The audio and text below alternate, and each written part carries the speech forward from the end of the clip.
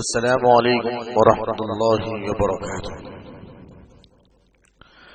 ان الحمد للہ نحمده ونستعینه ونستغفره ونعوذ باللہ من شرور انفسنا ومن سیئات اعمالنا، من يهده الله فلا مضل له ومن يضلله فلا هادي له، واشهد ان لا اله الا الله وحده لا شريك له، وأشهد أن محمدا عبده ورسوله، أما بعد فإن خير الحديث كتاب الله، وخير الهدي هدي محمد صلى الله عليه وسلم، وشر الأمور محدثاتها، وكل محدثة بدعة، وكل بدعة ضلالة، وكل ضلالة في النار. فأعوذ بالله السميع العليم من الشيطان الرجيم، من همزه ونفخه ونفثه. بسم الله الرحمن الرحيم. يا أيها الذين آمنوا اتقوا الله حق تقاته ولا تموتن إلا وأنتم مسلمون. يا أيها الناس اتقوا ربكم الذي خلقكم من نفس واحدة وخلق منها زوجها وبث منهما رجالا كثيرا ونساء، واتقوا الله الذي تساءلون به والأرحام إن الله كان عليكم رقيبا. يا أيها الذين آمنوا اتقوا الله وقولوا قولا سديدا يصلح لكم أعمالكم ويغفر لكم ذنوبكم، ومن يطع الله ورسوله فقد فاز فوزا عظيما. أما بعد، أعوذ بالله من الشيطان الرجيم. بسم الله الرحمن الرحيم. قال الله عز وجل في القرآن المجيد: وإذ فرقنا بكم البحر فأنجيناكم وأغرقنا آل فرعون وأنتم تنظرون. وقال النبي صلى الله عليه وسلم: إن الله لا يملي للظالم حتى إذا أخذه لم يفلته. قال ثم قرأ: وكذلك أخذ ربك إذا أخذ القرى وهي ظالمة إن أخذه أليم شديد. اللهم انفعني بما علمتني وعلمني ما ينفعني وزدني علما. رب اشرح لي صدري ويسر لي أمري واحلل عقدة من لساني يفقهوا قولي. اللهم رب زدني علما.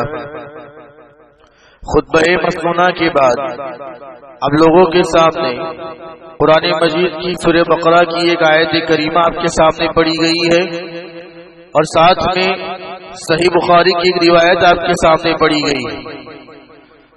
بخاری کی روایت میں آپ صلی اللہ علیہ وسلم فرماتے ہیں: ان اللہ لا یملی للظالم حتی اذا اخذہ لم یفلته.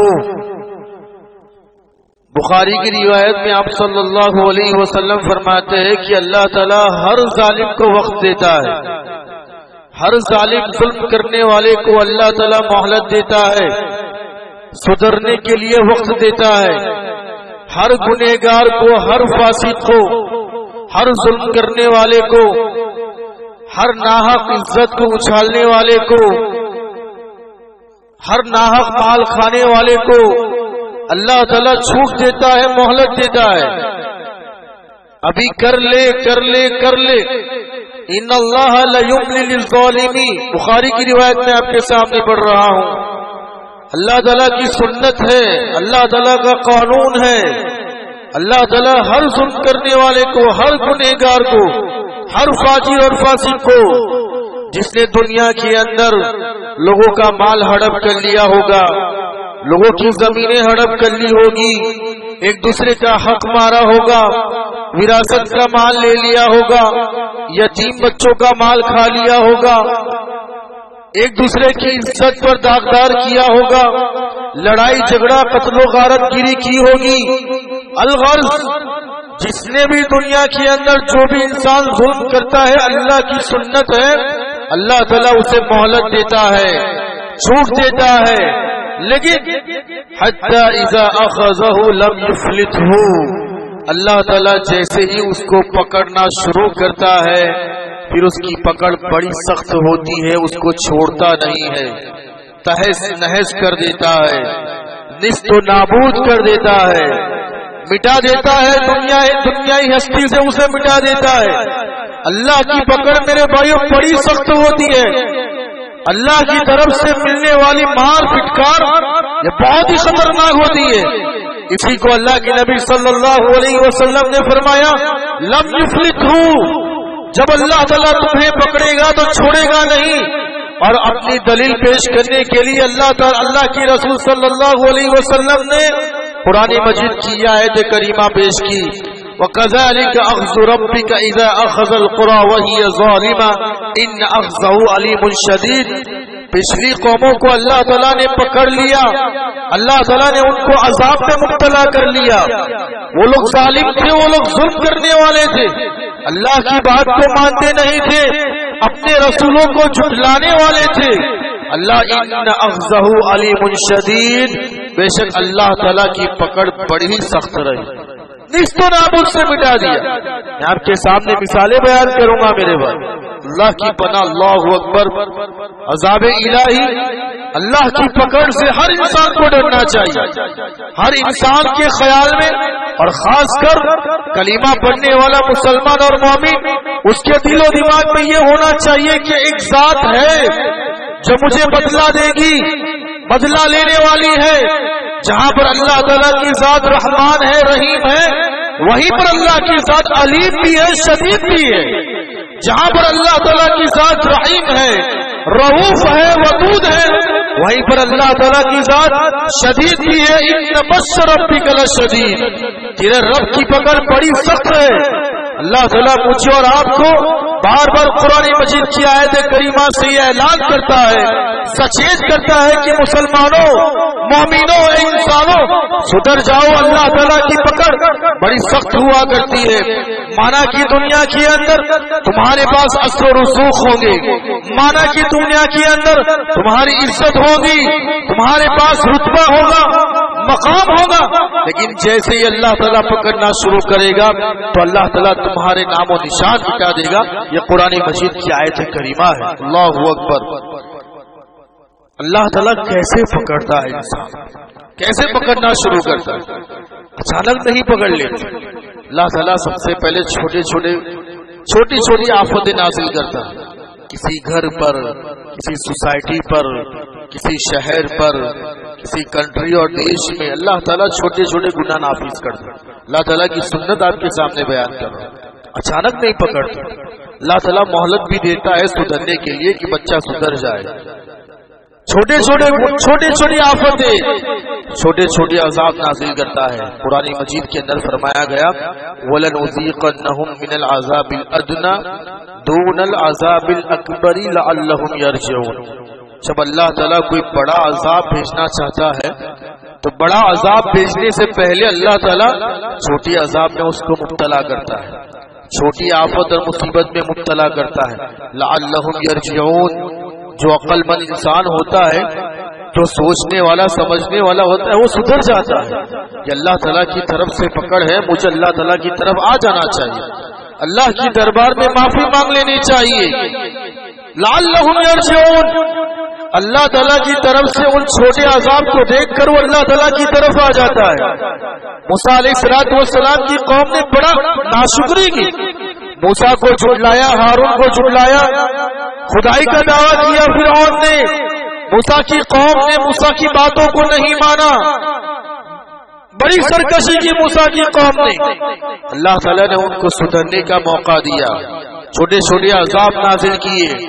بڑے عذاب پکڑنے سے پہلے اللہ تعالیٰ نے بنو اسرائیل کو، اس قوم کو چھوٹے چھوٹے عذاب میں مبتلا کیا. قرآن مجید کی آیت کریمہ ہے فَأَرْسَلْنَا عَلَيْهِمُ الطُّوفَانَ وَالْجَرَادَ وَالْقُمَّلَ وَالضَّفَادِعَ وَالدَّمَ آیَاتٍ مُفَصَّلَاتٍ. اللہ تعالیٰ قرآن مجید میں فرماتا ہے ہم نے بنو اسرائیل موسیٰ کی قوم کو ہم نے سدھرنے کا موقع دیا. ان کے اوپر طوفان ڈالا، پھر ہٹا لیا. ان کے اوپر قمل، جراد، ایک قسم کا جانور آتا ہے، ٹڈی جسے ہم کہتے ہیں، جھنڈ کا جھنڈ آتا ہے اور کھیتروں کو برباد کر دیتا ہے، اسے جراد کہتے ہیں عربی کے اندر. تو اللہ تعالیٰ نے سدھرنے کا موقع دیا، جراد کا عذاب بھی قہر برپا کیا. والقمل، کھٹمل جسے ہم ماکھن کہتے ہیں، جو بستروں میں ہوتا ہے، بہت ہی بھیانک ہوتا ہے، اس کا عذاب بھی اللہ تعالیٰ نے ان کو دیا سدھرنے کے لیے. والضفادع، میڈک کا عذاب دیا، جہاں کہیں بھی دیکھتے تھے میڈک تھا، جہاں کہیں بھی دیکھتے تھے ماکڑ، وہ کھٹمل ہوا کرتے تھے، پریشان ہو گئے تھے۔ اللہ تعالیٰ کی طرف سے عذاب تھا وہ وَالدَّمَ، جہاں کہیں بھی دیکھتے تھے خون پڑا ہوا نظر آتا تھا، گھروں میں خون، کھانے کے برتنوں میں خون، راستوں پر خون، وَالدَّمَ، اللہ تعالیٰ کی طرف سے عذاب تھا۔ یہ چھوٹے چھوٹے عذاب تھے، سدھر جاؤ سدھر جاؤ، اللہ تعالیٰ کی طرف سے عذاب تھا میرے بھائی۔ اللہ اکبر، قرآن مجید کی آیت کریمہ شاید کہ یہ لوگ سدھر جائے سارے، لیکن سدھرے نہیں۔ وَلَقَدْ أَخَذْنَا آلَ فِرْعَوْنَ بِالسِّنِينَ وَنَقْصٍ مِّنَ الثَّمَرَاتِ، چھوٹے چھوٹے عذاب کی صورت میں اللہ تعالیٰ تمہارے مال کو کم کر لیتا ہے، تم پر قحط سالی نازل کرتا ہے، تمہیں تنگ کر دیتا ہے، تمہاری روزیوں کو تنگ کر دیتا ہے، برکت کو ختم کر دیتا ہے۔ یہ اللہ تعالیٰ کی طرف سے چھوٹا چھوٹا عذاب ہے، ہم سب کو سدھر جانا چاہیے۔ یہ فرعون پر بھی آیا تھا، جب اللہ تعالیٰ نے فرعون کو تباہ برباد کرنا چاہا، اس سے پہلے اللہ تعالیٰ نے ان چھوٹے چھوٹے عذاب میں مبتلا کر دیا تھا فرعون کی قوم کو۔ اس کے بعد اللہ تعالیٰ سب سے بڑا عذاب، اللہ کی پناہ، اللہ تعالیٰ سے اپنی دعاؤں میں پناہ مانگنی چاہیے، اللہ تعالیٰ سے اپنے گناہوں کی معافی مانگنی چاہیے، کیونکہ یہ اللہ کی پکڑ بڑی سخت ہوتی ہے۔ آگ جل رہی ہے بجھ نہیں پا رہی ہے۔ دنیا کی سپر پاور ایک سلطنت وہ مجبور ہو جاتی ہے اللہ تعالیٰ کے عذاب کے سامنے، دعائیں کرنے پر لوگ مجبور ہو جاتے ہیں۔ اللہ اکبر، اللہ کی پکڑ بڑی سخت ہوتی ہے میرے بھائی۔ فرعون کی قوم خدائی کا دعویٰ کرنے لگا، فرعون میں خدا ہوں۔ اللہ تعالیٰ نے بہت سدھرنے کا موقع دیا، مہلت دی، لیکن پھر اللہ تعالیٰ نے ڈبو دیا، ایک ساتھ ڈبو دیا، ختم کر دیا۔ قرآن مجید میں اللہ تعالیٰ نے منظر کھینچا، وَإِذْ فَرَقْنَا بِكُمُ الْبَحْرَ فَأَنْجَيْنَاكُمْ وَأَغْرَقْنَا آلَ فِرْعَوْنَ وَأَنْتُمْ تَنظُرُونَ۔ اللہ تعالیٰ نے منظر کھینچا، بہت پیارا منظر، موسیٰ کے پیچھے بھاگ رہے تھے، موسیٰ کو قتل کرنے کے لیے، موسیٰ کی قوم کو برباد کرنے کے لیے فرعون کا لشکر موسیٰ کے پیچھے بھاگ رہا تھا۔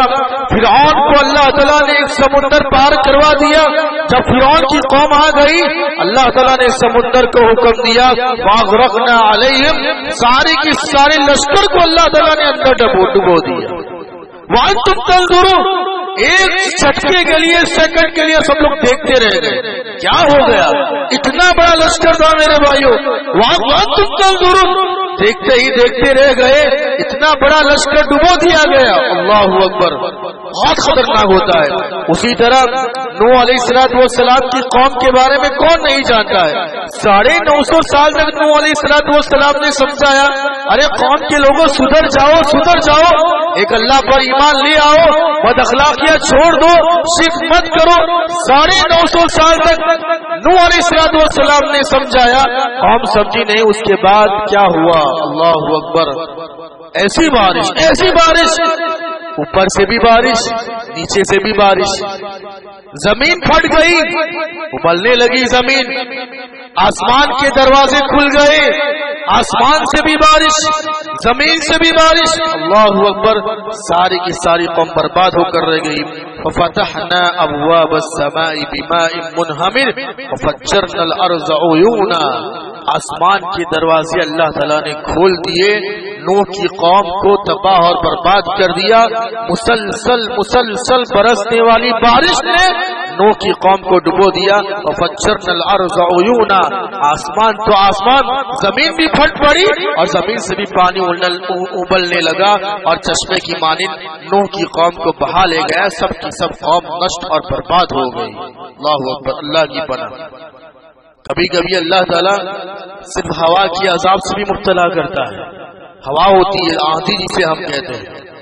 قوم سمود، قوم عاد، خود علیہ السلام کی قوم بڑے بڑے اونچے لوگ، پہاڑوں کو تراشنے والے، پہاڑ میں کوتر کام کرنے والے، پہاڑوں میں رہنے والے، اونچے لوگ، طاقتور لوگ، گھمنڈ تھا بڑا، ان پر بڑا ظلم کرنے والے تھے، بہت زیادہ ظلم کرنے والے تھے۔